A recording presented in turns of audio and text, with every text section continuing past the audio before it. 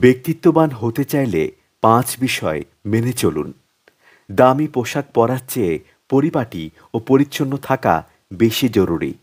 কারণ ব্যক্তিত্ব প্রকাশ করতে চাইলে সবার আগে নিজেকে পরিপাটি ও পরিচ্ছন্ন হিসেবে উপস্থাপন করতে হবে।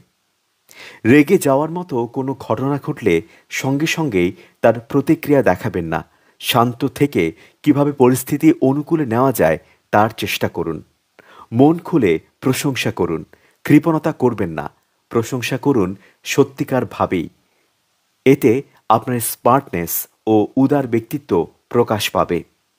অন্যকে সাহায্য করার মানসিকতা আপনাকে অনেক দূর এগিয়ে রাখবে। তাই কেউ সাহায্য চাইলে তাকে যতটা সম্ভব সাহায্য করুন। এতে আপনার মানবিক ব্যক্তিত্ব প্রকাশ পাবে। অনলাইনে যতই আপনার পরিচিতি থাকুক না কেন, পারিবারিক জীবনে আপনি কতটা